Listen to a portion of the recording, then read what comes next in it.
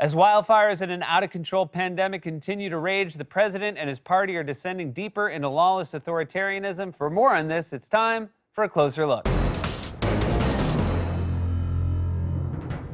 Donald Trump and his allies desperately want you to believe that for the last 4 years, Joe Biden has been the president. For example, last week, the Trump campaign released an ad with the text, "This is Joe Biden's America." I mean, he does live here, but that's about it. By the same token, this is Ben Affleck's America or Q Card Wally's America. Seth, I would love to tell you about my healthcare plan. No, Wally. And on Meet the Press yesterday, GOP chairwoman Ronna McDaniel had this to say when asked about Trump's coronavirus failures. You compare us to the rest of the Western world, and we have failed. Is there any way to look at this and compare to the Western world and say that we've done better than other countries? I will just tell you right now, if Democrats were in charge, if Joe Biden had his way, go look at his statements in January when he said the president was being xenophobic and hysterical for closing the borders to China. No. He was running for president and he had the same data and the same information. So I think it's disgusting to take a crisis in our country and try and lay it at the feet of the president.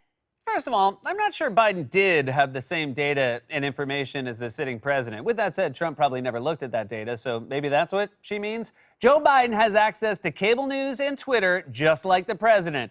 And I'm not sure it is disgusting to take a crisis in our country and lay it at the feet of the guy who's in charge of our country. What other options do we have? Should we just leave a negative review on Chipotle's Yelp page? I mean, that hardly seems fair. Seriously, you guys are the party of personal responsibility, except when the person is Donald Trump. On Friday, we recorded 1,200 new deaths in one day. Canada recorded 0. And yet, when she was asked about Trump's failures, McDaniel blamed the death toll nonsensically on increased testing. How do you account for the fact that it's the United States of America that accounts for the 25% of the world's deaths? Well, we do have more testing. Wait, what? Do you think the tests are killing people? How deep are they pushing those swabs? We test people to see if they're sick, not to see if they're dead. You know that, right? Have you ever watched an episode of Law & Order? When the ME shows up, it's to determine cause of death, not, are they going to be okay? Trump has catastrophically mishandled the worst crisis in this country in over 100 years, and he's lied to the American people about it, as we learned last week from the bombshell Woodward tapes. But it's not just that he's an incompetent liar, he's also actively making it worse. Last night, he held his first indoor rally in months in Nevada in violation of the state's COVID restrictions. There were lots of chanting and very little social distancing, and many refused to wear masks at all. If you were actively trying to get people sick, this is how you would do it. The only way he could spread the virus more efficiently is to hold a rally at a meatpacking plant and charge one French kiss for admission. At his next rally, there's going to be one Make America Great Again Kleenex that everyone has to share. Just blow your nose and pass it around. Trump fever. We know these events can seed outbreaks because it's already happened. After Trump's Tulsa rally in June, the local health director said it was likely the source of a surge in cases there. Even the current director of the National Institutes of Health, Francis Collins, who's normally very mild-mannered, had harsh words for how irresponsible these events are. What do you think when you see these images of an event like this? It just deeply puzzles me, Sanjay. How did we get here? Imagine you were an alien who landed on planet Earth and you saw that our planet was afflicted by an infectious disease and that masks were an effective way to prevent the spread. And yet when you went around, you saw some people not wearing them and some people wearing them, and you tried to figure out why, and it turned out it was their political party. And you would scratch your head and think, this is just not a planet that has much promise for the future. Well, I mean, at this point, I'm guessing most intergalactic ports have travel advisories warning aliens not to come to Earth. And what a terrible time for an alien to land here if they were looking for any kind of attention. I am Bylor from Graham X7. What? Okay, good for you. Just put on a mask while you're here, okay? If an alien landed on planet Earth right now, they'd take one look around, shift into reverse, and hightail it out of here like a family of tourists who took a wrong turn on vacation. There's a deadly virus and the sky is orange. You know what, kids? Get back in the spaceship. I don't care. You can pee when we get to Venus. As controversial as this may sound to Republicans, the fact is Donald Trump is currently the president. And he's overseen an era of crisis unprecedented in our lifetimes. It's hard to watch what's happening in our country right now and avoid the conclusion that everything is broken. Rich ghouls are dismantling the post office. Kids can't go to school. There are massive lines at food banks. We're nearing 200,000 COVID deaths, and In the West, millions of acres have burned. The air itself is a health hazard, and the sky is literally orange. I mean, holy this looks like a scene from Total Recall. No wonder Quado's been all over the TV lately. No, I'm sorry, America's Quado. When Trump flies in to tour the damage, he should have the guitar guy from Mad Max Fury Road strapped to the front of Air Force One. You know, the apocalyptic nature of the Trump era has really been on the nose in many ways, but even I never thought we'd have to lock ourselves inside and wear face masks while the sky turns blood red. I feel like I'm in a YA novel. The only thing we're missing is Forrest Whitaker in a mech suit telling us we have to find time crystals to restore balance to the universe. Schools are closed. The sky is orange and Tom Brady is on the Buccaneers. We must reset the timeline. The only upside of 2020 is there's a good chance the film adaptation will star Jennifer Lawrence and Timothée Chalamet, and we could all use just a little bit more Chalamet. Also imagine finally re-emerging from 6 months of quarantine only to be told you have to go back inside for a different thing. Oh, is it COVID surging again? No, it's not that. It's, how do we put this? The sky is on fire. More than 3 million acres have burned in California alone. In Oregon, 40,000 people have been evacuated and 500,000 are in potential danger zones. And there is no doubt that the frequency and intensity of these extreme weather events have been supercharged by climate change. New research shows that the Earth hasn't warmed this fast in tens of millions of years. LA County just set a new record temperature of 121 degrees. That's insane. Scientists and experts have been clear that what we're seeing right now is the direct result of climate change. We just had 2 unprecedented heat waves back to back, some of the hottest temperatures ever experienced in the Southwest and in California. Both of them basically unprecedented, made worse by climate change, and that really dries out the foliage, it dries out the brush, it dries out the trees. What that does is it adds energy and heat to the atmosphere.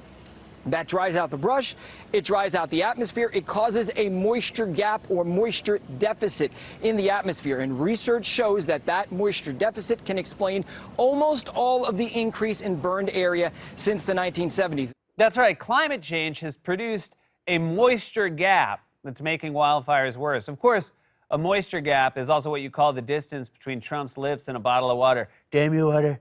Come here, Stop playing so coy, water. You guys, we got to get someone to close the moisture gap. Can we put Fauci on it to work on a solution? Why? What's he working on? COVID? Still? All right.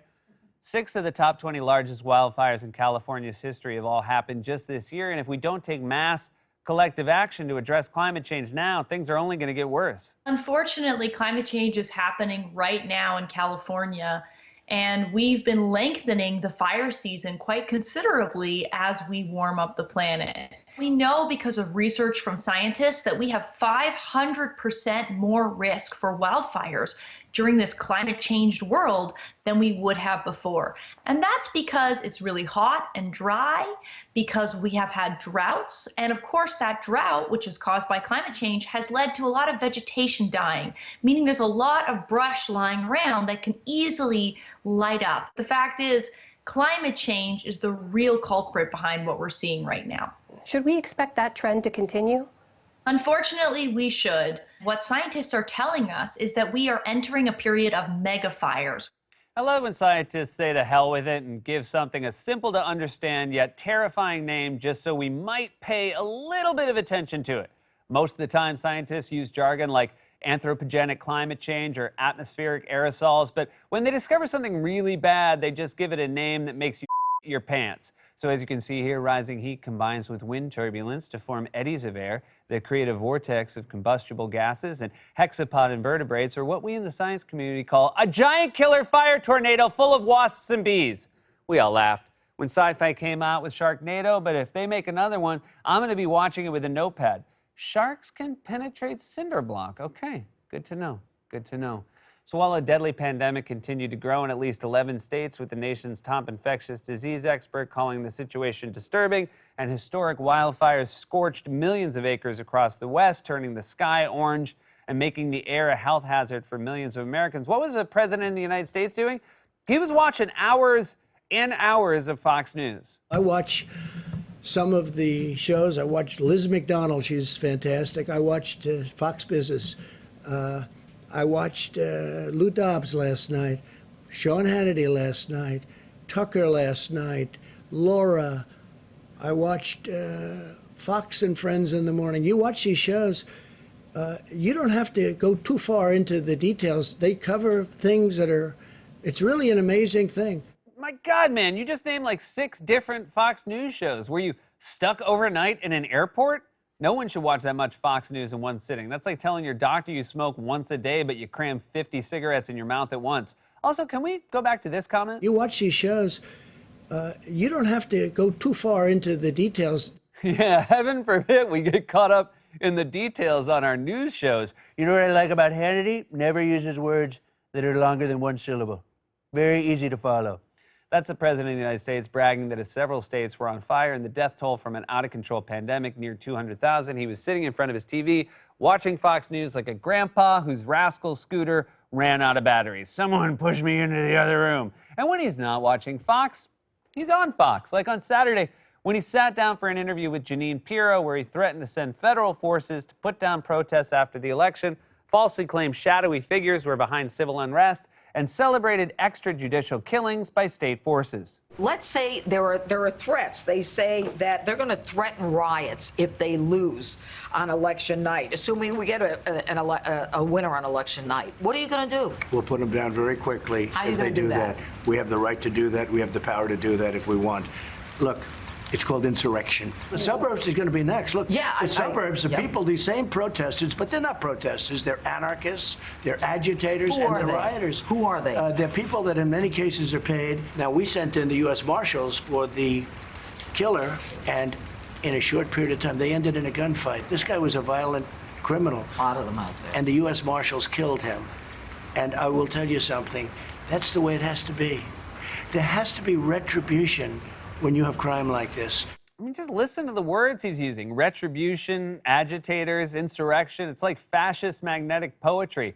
And also, no one is destroying the suburbs. What are you talking about? The only thing destroying the suburbs is the proliferation of Spencer's Gifts in our nation's malls, poisoning our children's minds with their sexy calendars. And as a general rule, I wouldn't trust Jeanine Pirro as a source of information on anything, since I'm pretty sure her blood alcohol level is like 99% white wine spritzer. Her show on mute is still louder than an F-15 taking off.